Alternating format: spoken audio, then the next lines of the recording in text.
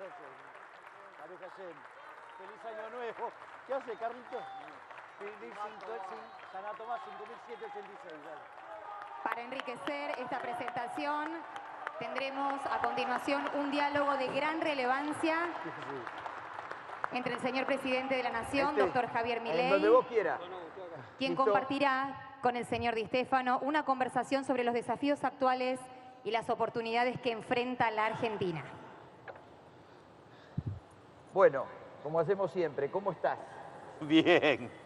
Bueno, Bien. me alegro mucho. Muchas gracias por estar aquí con nosotros. ¿Se escucha cuando hablo? Sí, perfecto. Ah, ok. No, no se escucha. No, no se escucha. A ver. A ver. A ver el sonidista. Ahí está. Cosas que pasan. Bueno, es un placer. Voy hablando yo mientras te arreglan la voz. Es un placer para mí que estés acá. Hola. Y que estés... Hola. A ver ahí. Ahí está. Ah, ok, pará entonces, pará.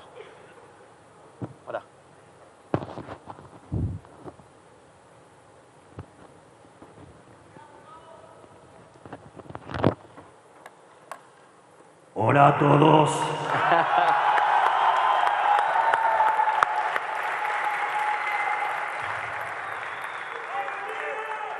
Bueno,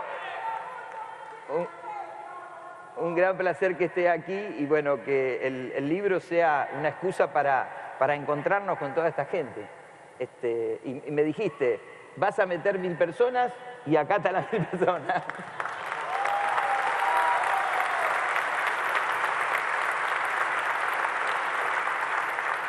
Bueno, en principio, nada, quiero darte las gracias por haberme invitado a discutir sobre tu libro y que la verdad es que me gustó el libro. Así es que básicamente a mí me gustaría contarles de qué va el libro, digamos, si me lo permitís. Sí. Básicamente el libro, yo lo voy a hacer muy sintético. Desde mi punto de vista, más allá de cómo está estructurado, para mí sí tiene 4 bloques muy bien definidos. Tiene un primer bloque donde con total claridad Salvador describe la herencia que recibió el gobierno y cómo fuimos trabajando en cada una de las bombas que nos dejaron plantadas. Es decir, todo el trabajo de relojería que hubo que hacer, porque cada uno de esos cables podría haber derivado en una explosión y que hoy estaríamos discutiendo en Venezuela, ¿no? Digamos, en Argentina, con perspectiva de hacer grande a la Argentina nuevamente. Y en ese sentido, tiene toda una parte de diagnóstico macro que a mí me parece muy interesante, está bien hecha, está bien diseñada. Después tiene toda una parte que a mí, yo reconozco que me gusta mucho, que es toda la parte que tiene que ver con la intertemporalidad pura puesta en el análisis económico, que tiene que ver con todas las cuestiones poblacionales y de generaciones. Entonces de hecho, se mete de lleno también con la cuestión del régimen previsional y eso implica forzosamente meterse con las cuestiones demográficas. Y después uno lo puede tratar con una u otra perspectiva, lo puede poner dentro de un determinado marco o no, pero es un mecanismo muy interesante para ordenar la intertemporalidad, que es algo que ni aún los economistas manejan muy bien, por decirlo de alguna manera elegante y educada. Después hay otro bloque que es básicamente Salvador tratando de hacer docencia. En ese bloque trata de explicar qué es lo que hay detrás de la macro. Tiene, digamos, una parte que trata de explicar qué hay detrás de la micro. Es interesante porque La micro, como la mira Salvador, es como hay que entenderla y no tanto como se la estudia en un curso de microeconomía. Lo digo habiendo sido profesor de microeconomía durante 25 años. Hay un comentario muy interesante que hace en algún momento Martín Krause. Dice, bueno, de los libros de microeconomía, él toma el de microeconomía intermedia de Varian, que desde mi punto de vista en ese nivel es, sin lugar a dudas, el mejor libro de micro. Y entonces trata de ver cuántas veces está la palabra empresario. Ninguna.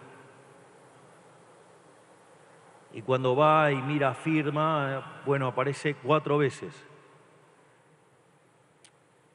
Esto significa que, y esto tiene que ver también mucho con el libro que yo estoy publicando ahora, que la lanzamos el 6 de octubre en el Movistar Arena, que obviamente que no solamente voy a hablar del libro, voy a hacer otras cosas.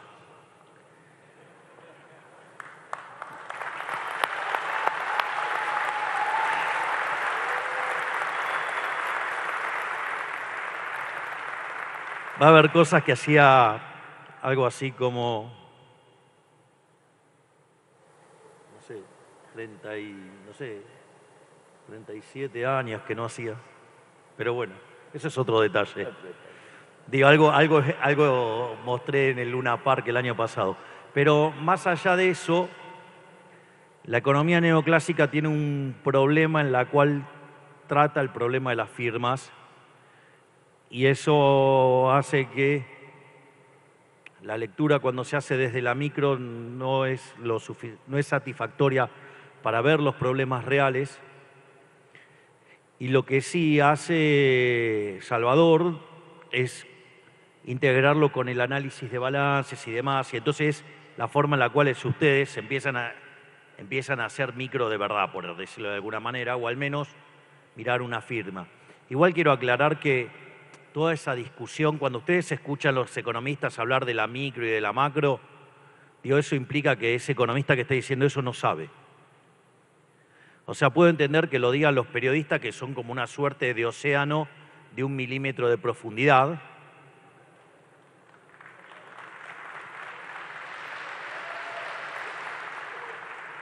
Pero en realidad, la verdad es que los economistas hoy hacemos algo que se llama equilibrio general y que básicamente la macro es la suma de todas las micro. Entonces, no existe incompatibilidad entre la micro y la macro. Eso es una tontería del tamaño de una casa. Y esa discusión básicamente se terminó en 1968. Veo que ahí hay un coso que está re bullish porque dice Milei 2027.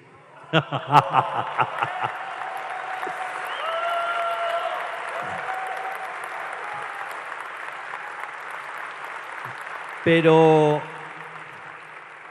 la realidad es que esa discusión que tomó lugar en la segunda década, perdón, ¿cómo me voy a olvidar de la ley Conan? Soy, digamos, el que más la impulsa. De hecho lo estamos impulsando con el diputado Arabia, digamos.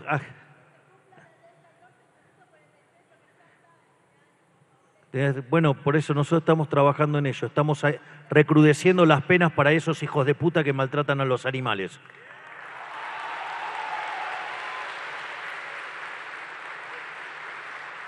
Pero volviendo a lo que estaba discutiendo, esa discusión de la diferencia entre la micro y la macro, que tuvo lugar a partir desde mediados de la década del 30, a partir de una obra siniestra, nefasta, que ya saben de cuál estoy hablando.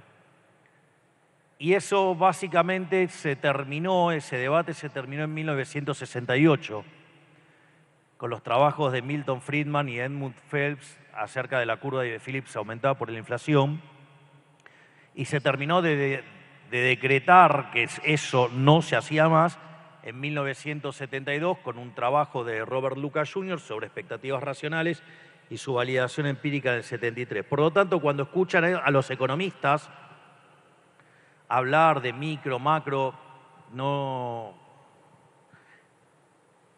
significa que están flojitos de análisis económico. Son pre-1968 en términos de análisis económico. Y más allá de eso, de que uno haga equilibrio general o no, hay que ver si hacen equilibrio general de stock y flujos. Cuando hacen equilibrio general de stock y flujos, lo cual implica incorporar la intertemporalidad, digo, ustedes van a tener el activo, ¿sí?, que es lo que en economía llamamos el capital, y ahí adopta cuando hace un equilibrio de stock y flujos, adquiere importancia lo que hacen en materia de financiamiento, y para eso, digamos, ustedes tienen que saber leer balances y demás, y Salvador se toma el trabajo de hacerlo. Pero no solo eso, sino que además les dedico un capítulo al principio de imputación de Menger, lo cual me produce una felicidad extrema.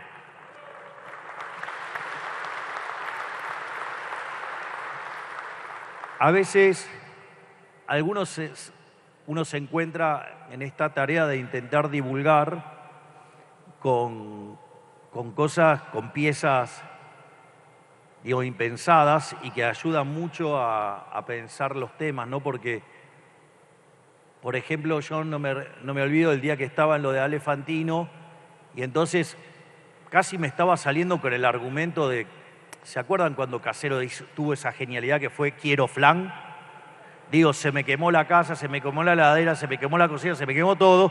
¿Y qué le decía? ¡Quiero flan! Tengo otros problemas antes que ¡quiero flan! Bueno, entonces, frente a esa situación me decía, no, te van a pedir esto, esto, esto. Y yo le dije, no hay plata. No hay plata, que parecía una frase inocua o casi obvia, fue algo que Argentina ignoró durante 123 años, porque básicamente nosotros llegamos y Argentina llevaba 123 años de déficit fiscal, digamos, porque los únicos años que estuvo superávit estaba en default. Y nosotros pusimos las cuentas públicas en orden en el primer mes de gobierno, en el Tesoro, y tardamos 6 meses para hacerlo en el Banco Central. Con lo cual eso terminó siendo una bendición, porque la gente internalizó que era el no hay plata. Me acuerdo que además habían hecho una canción con no hay plata, y la cosa llegó y se puso tan graciosa que yo en ese momento estaba de novio con esa artista brillante, increíble, incomparable, que es Fátima Flores. Y entonces me empezó a imitar, y ella en general no imita, no hace, en rigor se llaman interpretaciones magistrales. Al único hombre que hace es a Michael Jackson, que también es una obra de arte lo que hace, y la única excepción la hizo entonces conmigo, y entraba cantando No hay plata, así que era algo muy divertido. Y cómo entró la idea de la restricción presupuestaria, eso es un buen punto, y ver a la gente decir, bueno, pero ¿de dónde la vas a sacar? ¿Vas a gastar esto? ¿De dónde la vas a sacar? ¿De dónde la vas a sacar? Eso también fue un gran avance. Pero otra cosa, volviendo al principio de imputación de Menger, eso también fue un hecho bastante fortuito. Estaba en lo de Ale Fantino también, y entonces me decía, no, bueno, pero entonces te salta tal variable y entonces los costos y entonces los precios suben.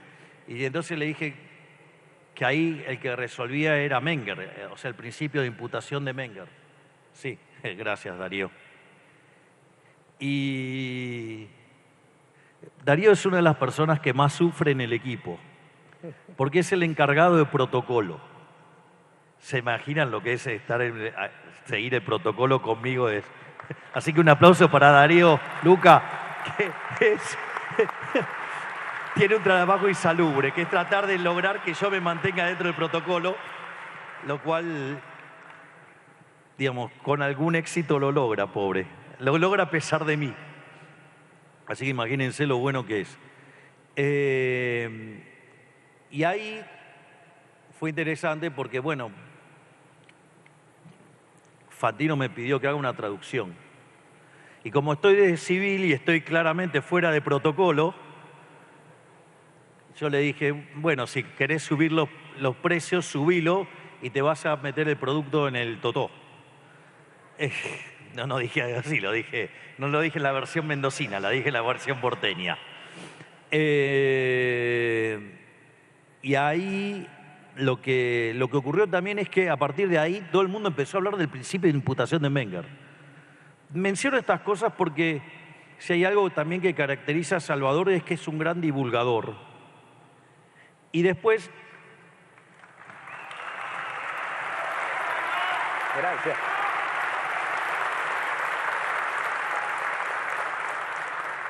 Y después tiene una parte internacional que también, digamos, me resulta interesante.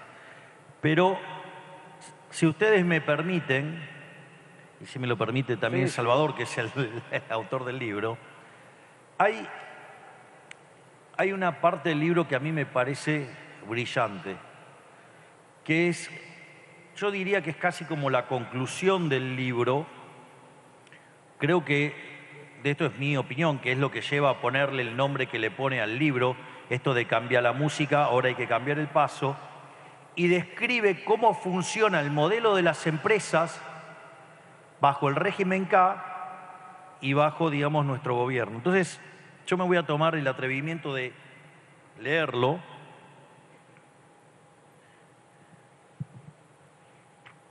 ¿Te gustó el análisis que hice del libro? Sí, me gustó. Después que quisiera que hable de los fallos de mercado, que eso te faltó ahí. Con él. Interesante el tema de los fallos de mercado, porque cuando no saben explicar algo dicen que hay un fallo de mercado, Claro. y permanentemente yo digo que no hay fallo de mercado, que eso lo hemos hablado un montón de veces, pero coméntalo vos. Ya, digamos, se despacha con algo brillante en la página 15. Como verás, está todo Sí. reventado. Está todo reventado. Mirá, no le perdoné nada.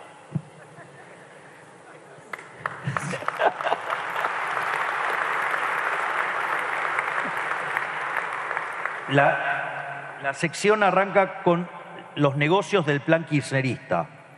Dice, los emprendedores observaban que los precios subían por el ascensor, mientras que la tasa de interés lo hacía por la escalera. Con una tasa de interés negativa versus la inflación, era un gran negocio. Esperen porque tengo que hacer equilibrio ahora. Tomar financiamiento para adquirir mercadería y constituir stocks muy elevados. Tomar financiamiento para comprar mercadería importada era un negocio mucho mejor. La brecha entre el dólar mayorista y el dólar del mercado estuvo por mucho tiempo por encima del 100%, con lo cual era un gran negocio tomar un crédito a tasa negativa, importar mercadería a dólar mayorista y venderla en el mercado con un margen de ganancia y el tipo de cambio del dólar blue. Bingo, una gran ganancia que no tendría límites. El negocio no pasaba por vender, simplemente se despachaba la mercadería necesaria para pagar el endeudamiento que se había contraído. La mercadería que no se vendía significaba una ganancia importante, porque con el paso del tiempo aumentaba el ritmo de la inflación, lo que engordaba más el patrimonio de los emprendedores.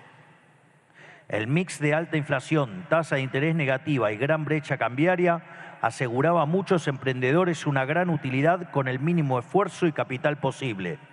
Pero no termina aquí todo. Los emprendedores tenían subsidios de energía eléctrica, gas y combustibles, más ganancias fáciles que las convertían en nombres exitosos que se movían como peces en el agua. Mientras la Argentina como país se degradaba año tras año. Obtenían grandes ganancias los actores económicos que arbitraban correctamente las tasas de interés, la inflación y el tipo de cambio. Disneylandia para muy pocos. Las ganancias de los empresarios no se producían por mejora en la eficiencia, productividad o competitividad. Como teníamos una economía cerrada, no competíamos con nadie. Las ganancias provenían del manejo financiero del negocio. Con poca escala y escaso capital se podía conseguir grandes ganancias. No se vendía, solo se despachaba. Este concepto es fabuloso. No se vendía, solo se despachaba. Y como los márgenes eran muy grandes, alcanzaba y sobraba para vivir muy bien. Esto, si ustedes pusieran la definición ya sea del ROA, o sea, el retorno sobre los activos, o usaran la definición del ROE, o sea, el retorno sobre el equity, ustedes lo que van a tener es que cuando tienen un concepto de ganancia, en el caso del ROA, el resultado operativo, el Earning Before Interest and Taxes, o sea, el EBIT, digamos, lo tienen que netear de impuestos y lo dividen por el capital invertido, que en realidad es el activo definido como activo fijo, o sea, el activo no corriente más el working capital, que eso es lo que en economía llamamos valor del producto marginal de capital. Y por otro lado, entonces, si ustedes multiplicaran arriba y abajo por las ventas y reacomodan, les va a quedar que el retorno es margen por rotación. Entonces, lo que está mostrando acá, que la lógica del negocio acumulaba muchos stocks porque el resultado lo derivaba de las ganancias de capital sobre el stock. Entonces no le interesaba mucho rotar, pero tenía unos márgenes monstruosos. Pero es muy importante que lo piensen en términos de margen y rotación. Entonces había una rotación que era muy baja porque el negocio era los stocks. Es decir, generaban ganancia de capital en los stocks y por ende sacaban unos retornos enormes. Y acá es donde empezaron los problemas. Claro. Página 21. Al asumir Javier Milei, o sea, yo, le cagué en la vida a unos cuantos que se dedicaban a la joda. Lo más lindo es que dicen que era el modelo productivo, ese era el modelo productivo, pura timba. Nada más que timbeaban con activos reales. Estafaban a los ahorristas. Sí, y la variable de ajuste era la gente. La gente. Al asumir Javier Milei, los bonos soberanos rendían el 60% anual. En la actualidad rinden en promedio el 11% anual. Bueno, ahora un poquito más alto. Sí. La brecha entre el dólar mayorista y el dólar MEP era del 200%. Hoy esa brecha se sitúa en torno al 10%, que de hecho está más o menos ahí. La inflación tomó un ritmo a ubicarse en torno al 27% anual para el 2025. Cuando el actual gobierno asumió, estábamos en torno al 200 anual y llegó a acelerar hasta el 300. Con este nuevo formato en la macroeconomía cambió totalmente la forma de hacer negocios. El nuevo gobierno dejó de otorgar subsidios a la energía eléctrica, gas y combustible, con lo cual el emprendedor comenzó a convivir con precios más reales en la economía. Las tasas de interés, que eran negativas contra la inflación durante la administración kirchnerista, comenzaron a ser positivas y a proteger a los ahorristas.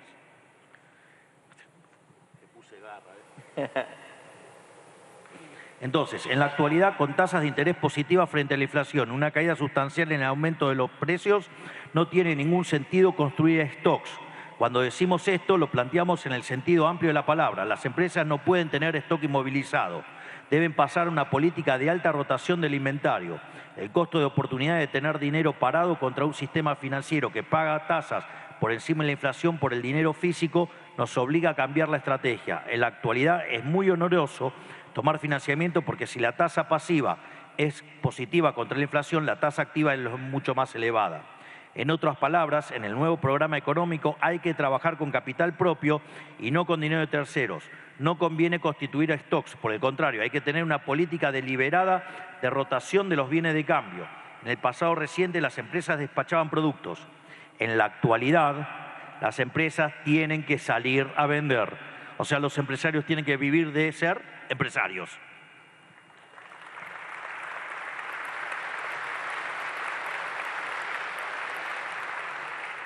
No puede quedar mercadería inmovilizada en la estantería.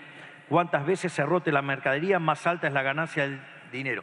Es decir, se encuentran con una situación donde ahora los márgenes son más bajos porque se sinceraron los precios, porque tienen que salir a competir por vender los productos. Entonces, la forma de compensar en términos de retorno ese menor margen es laburando empresario, rotando el activo. ¿De qué se creen que se trataba todo el sistema de calidad total de los japoneses y todo eso? Todo en el fondo, ¿saben qué era? Minimizar los stocks.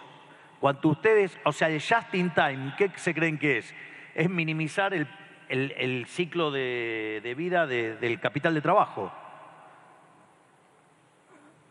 Entonces, y por ende hay que diversificar la oferta, buscar paleta de productos que estén al alcance de la mayoría de los consumidores. Con este modelo, las empresas han visto incrementar sus gastos de estructura, en especial por la fuerte suba de los servicios públicos. Como esto implica menos rentabilidad, hay que mover mucho más la toma de decisiones y el capital de trabajo. O sea, lo bueno es que, digamos, en la página 24 está el resumen. Pero era divertido leerlo desde el libro, todo entero. Para terminar de comprender todo lo que fuimos describiendo hasta acá, podemos pensar en esta imagen. La economía es como estar en un boliche bailable. Cuando cambia la música, hay que cambiar el paso.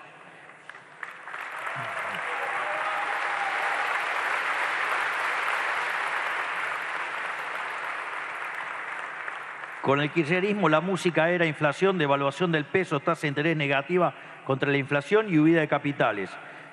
No le errabas si tenías que endeudarte, constituir stocks, vender lo justo y necesario, ahorrar dólares y hacer la plancha.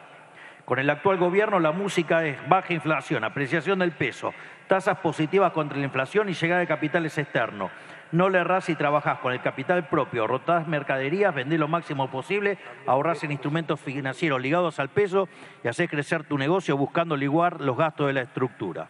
Listo. Está más claro, echale agua.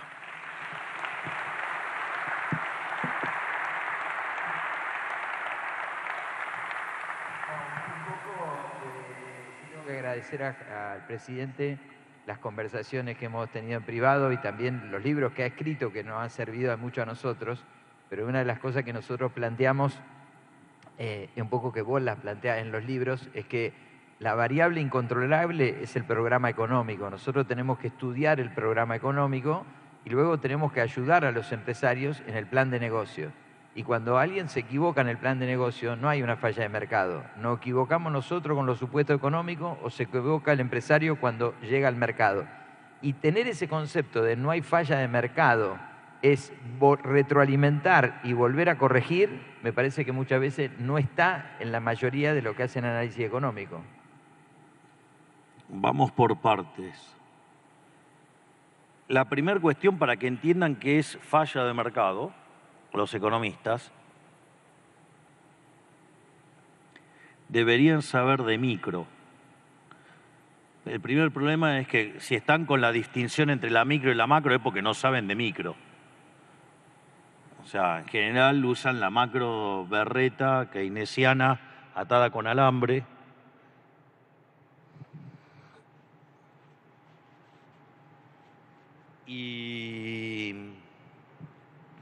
Pero más allá de eso, para entender los fallos de mercado hay que saber de micro en serio.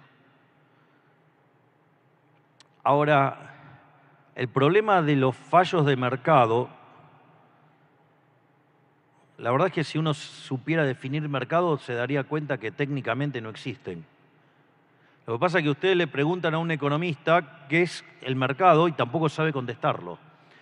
Ustedes van a ver que van a empezar a hacer piruetas conceptuales para describir las curvas de oferta y demanda.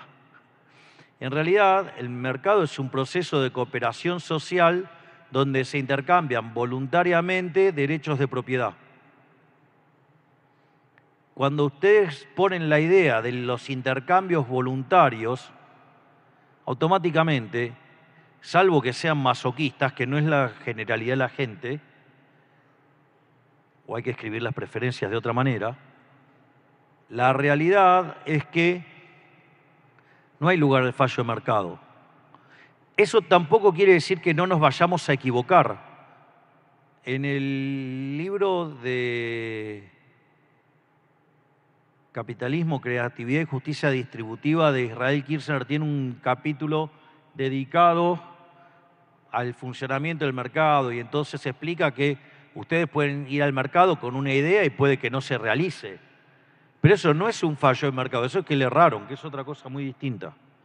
Entonces, termina describiendo el comportamiento del mercado como lo que en economía estudiamos, en economía matemática, como el modelo de la telaraña dinámica, que es un modelo que puede no coincidir oferta y demanda y va describiendo cómo va a alcanzar el equilibrio.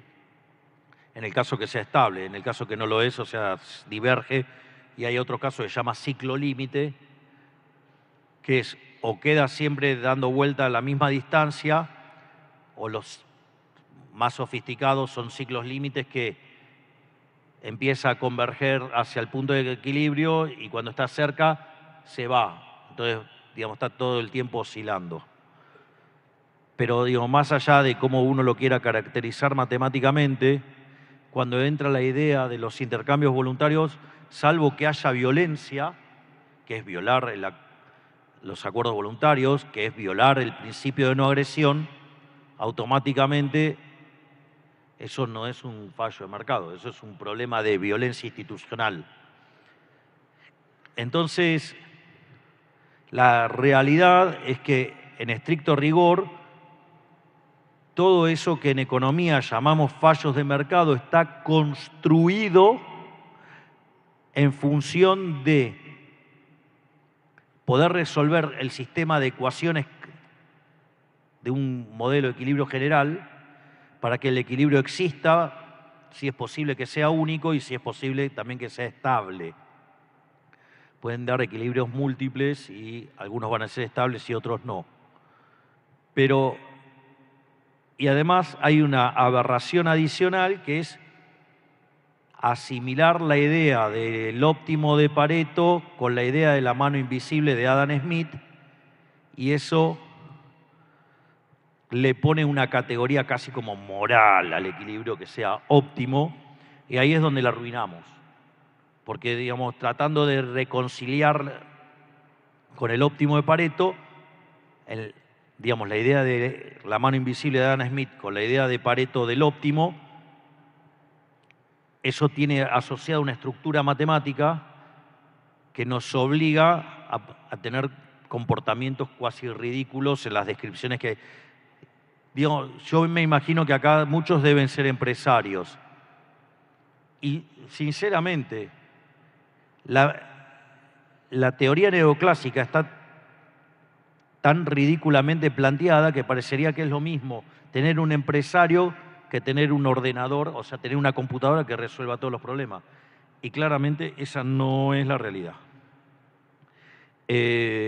Dicho esto, todos estos problemas de los fallos de mercado son situaciones donde diverge el supuesto óptimo con el resultado.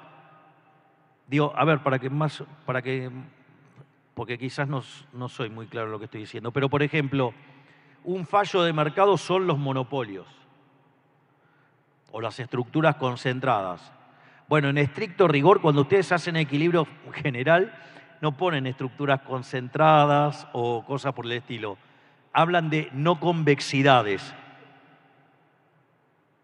Es decir, es tan loco lo que pasa con la economía neoclásica, que es que cuando el mundo no se parece al modelo, el equivocado es el mundo y no el modelo. Bueno, si ustedes...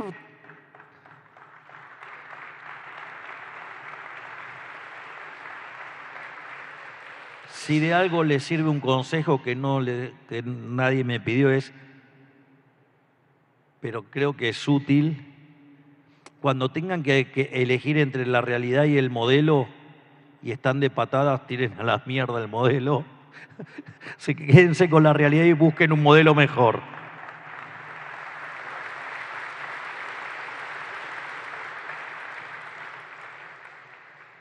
Humilde sugerencia, digo. Te meto en otro tema que siempre nos preocupa y un poco... Discúlpame, porque ¿saben qué? Atrás de los modelos hay un montón de técnica matemática, donde además le voy a decir algo. Toda la matemática que está atrás de eso es todo topología y todo. Y el 95% de los economistas no saben nada de topología. Digo, algunos nos tomamos el laburito de tratar de entender y entonces decimos para tener cuidado, con mucho cuidado. Sí, yo te decía que un cambio fundamental de tu gobierno es lo que has hecho con el Banco Central República Argentina, que ya no financia más al Tesoro y es un cambio estructural para todos los argentinos. Bueno, eso yo me acuerdo que hasta no hace mucho se discutía si la inflación era multicausal o era un fenómeno monetario. O sea, a mí siempre me gustó remarcar la hipótesis de Milton Friedman, digamos que la inflación es siempre y en todo lugar un fenómeno monetario generado por un exceso de oferta de dinero, ya sea o porque subió la oferta o porque cayó la demanda o las dos cosas a la vez, que hace que pierda poder adquisitivo el dinero y todos los precios expresados en unidades monetarias suben. La verdad que cuando uno ve eso y mira lo que ha pasado a lo largo de la historia argentina era, ok, querés terminar con la inflación, tenés que cortar la emisión monetaria. Y el primer mecanismo para cortar la emisión monetaria fue poner en caja las cuentas del Tesoro y después lo que hubo que hacer, que fue un trabajo fenomenal entre Santiago Bausili, el presidente del Banco Central, y Pablo Quirno, que fue esta idea de empezar a limpiar el balance del Banco Central y eliminar el cuasifiscal. De hecho, Argentina tenía 15 puntos de déficit, tenía 5 en el Tesoro y 10 en el Banco Central. Y eso nos llevó 6 meses. La verdad que esa deuda siempre debería haber estado en cabeza del Tesoro, porque en realidad los distintos gobiernos hacían déficit fiscal, le metían la mano adentro del bolsillo del Banco Central, se imprimía dinero y para que no se genere inflación lo que se hacía, se tomaba ese dinero y se pagaba tasa de interés. Es decir que en lugar de estar tomando la deuda el Tesoro, la estaba tomando el Banco Central. Por eso nosotros decimos que cuando llegamos la deuda eran 500.000 millones de dólares y hoy hay 450.000 millones de dólares. Es decir, nosotros en 20 meses pagamos 50.000 millones de dólares. Mientras que, digamos, los orcos dicen que nos estamos endeudando. Cuando hay superávit fiscal. Bueno, ellos parece que tienen un problema con la aritmética, ¿no? Porque, digamos, la deuda se acumula con déficit. Pero claro, quizás les parece que si lo hacen con emisión monetaria, no. O sea, lo que están diciendo es que estaban dispuestos a estropearle la vida a los argentinos con inflación. Pero ahí el trabajo entre Santiago Bausili y Pablo Quirno fue fenomenal. Y dentro de todo este proceso además pagamos 50.000 millones de dólares de deuda. Así es que, y eso lo que hizo fue de frenar la emisión endógena, porque esos intereses generaban emisión monetaria futura, por ende generaban expectativas de inflación y por ende toda la economía terminaba escalándose más arriba y terminaba convalidando después monetariamente y bueno, y así la verdad que la inflación llegó a niveles del 300 anual, pero en estricto rigor, cuando uno mira los promedios móviles, el dato punta estaba por encima del promedio de 3 meses, el de 3 meses por encima del de 6 meses y el de 6 meses por encima del de un año. Esto quiere decir que la inflación venía acelerando. De hecho, cuando nosotros llegamos era el del 1,5 diario. La inflación mayorista fue del 54%. Ustedes anualizan eso, da 17.000. Y la verdad que teníamos un money overhang que era el doble que el que había en el Rodrigazo. El Rodrigazo implicó sextuplicar la tasa de inflación, con lo cual nosotros hubiéramos pasado de 300 digamos, a 2.000. Sí, en realidad, discúlpame, por 6 multiplicó, y esto era el doble, o sea, 12. O sea, nos íbamos a 3.600. No solo eso, sino que además teníamos el equivalente de 4 bases monetarias venciendo en un día. O sea, las LELIQs, el gobierno anterior las pasó en instrumentos que eran 7 días, 15, 28, así, 3 meses, 6, 9, las pasó toda un día, con lo cual teníamos la bomba a un día. Y no solo eso, sino que además teníamos el equivalente de vencimientos de deuda en pesos a 9 bases monetarias. Con lo cual, según Korenberg, dice que con la hipótesis del 17.000 me quedé corto. Bueno, eso era convertirnos en Venezuela. Digo, está claro que no estamos en el paraíso, que la situación es dura, pero cuando sinceramos la economía teníamos 54% de pobres, hoy tenemos 31%, o sea, hay 12 millones que salieron de la pobreza.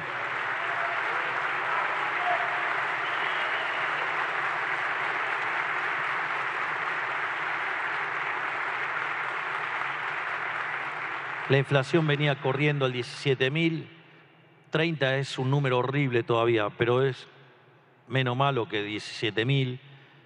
Sacamos a 6 millones de personas de la indigencia, es decir, gente que no comía, hoy sí come, hay 6 millones que comen. Entonces, la verdad parece que todo el día nos están comparando contra Suiza, cuando en realidad íbamos camino a convertirnos en Venezuela. Y de vuelta, no digo que sea fácil, acepto y siempre dije que iba a ser duro. 31% de pobres sigue siendo una cosa aberrante, pero si yo miro la inflación bajando, la economía recuperando hasta que los orcos empezaron a romper todo, digamos, la pobreza cayendo, la indigencia cayendo, y de tener 9.000 piquetes, pasar a 0 piquetes, falta, pero vamos por la dirección correcta.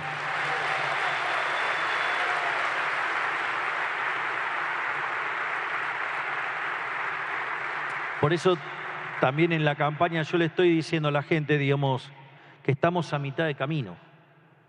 Entonces hagamos que valga la pena el esfuerzo, porque la verdad que nos dejaron un campo minado lleno de bombas. Arreglar eso no es gratis, cuesta sacrificio, cuesta dolor, además con los orcos rompiendo todo, pero ¿qué quieren? ¿Volver a la inflación, a la pobreza, al choreo?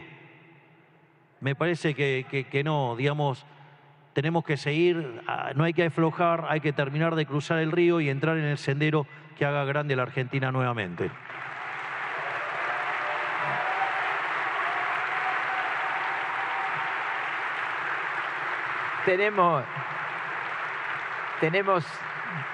Tenemos 5 minutos y bueno, en las charlas que yo estoy dando por el interior, hoy nos acompaña Delmo Gavi acá con nosotros, digamos, trato siempre de ponderar el asociativismo y el mercado de capitales. Creo que la plata más barata se va a conseguir si vos te asociás en un proyecto con otra persona y ambos invierten, digamos, a tasa cero.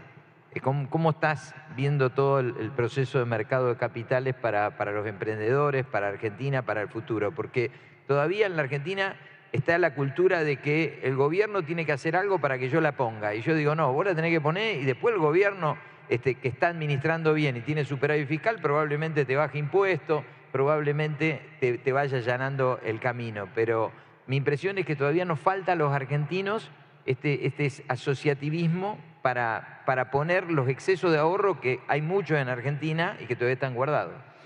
A ver, nosotros lo que estamos haciendo es bajar la inflación, quitar regulaciones e hicimos lo que no hizo ningún gobierno.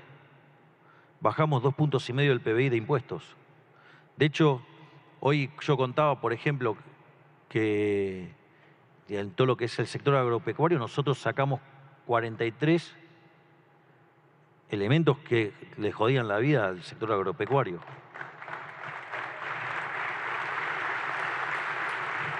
De vuelta, ¿está completa la tarea? No, falta un montón. Pero lo importante es la dirección, o sea, estamos yendo en la dirección correcta.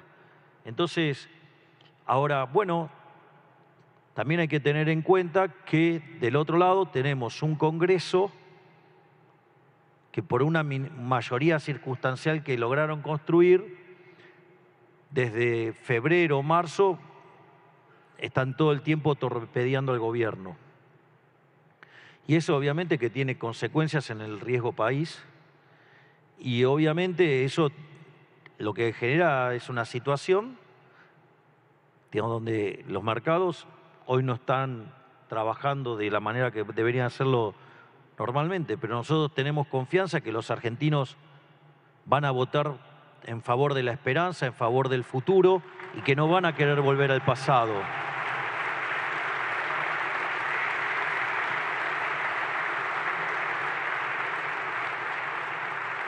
Yo, la verdad que empecé a ver las cuestiones electorales desde el año 83. Nunca me pasó ver en la vida que la única propuesta que tiene la oposición es romper.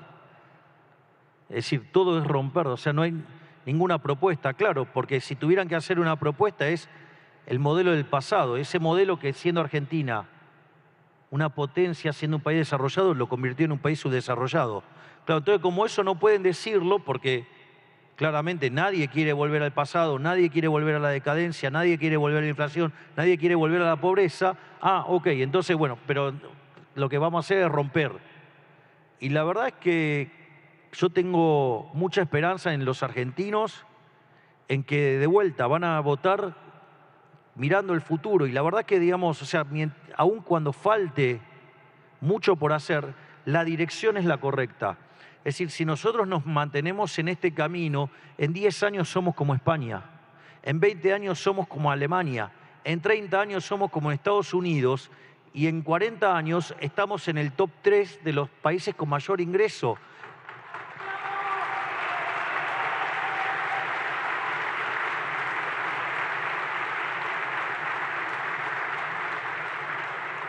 Y es por eso que nosotros, el eslogan de campaña es la libertad avanza o Argentina retrocede.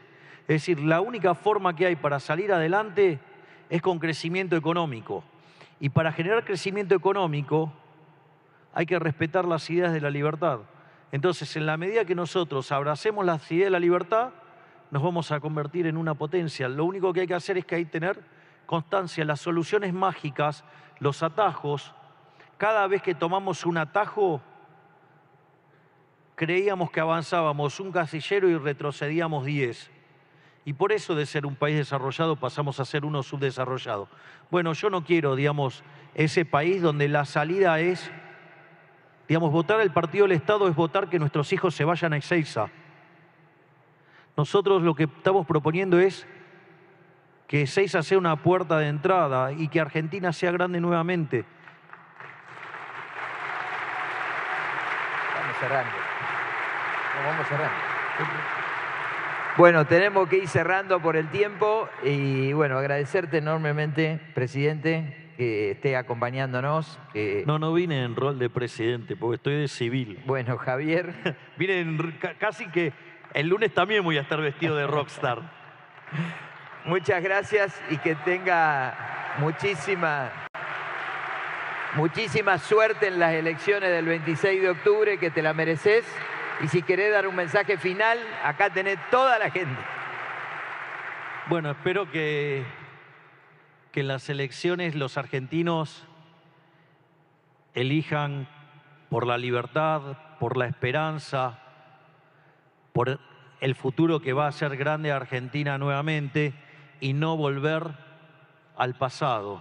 Es decir, que voten, espero, digamos, que voten por el propio bien de los argentinos, por sus hijos, por sus nietos y por los que queremos ver verdaderamente grande a la Argentina nuevamente. Lo otro lo probamos y ya falló. Así es que sigamos avanzando, digamos, y como dije antes, la libertad avanza o Argentina retrocede. ¡Viva la libertad, carajo! Muchas gracias.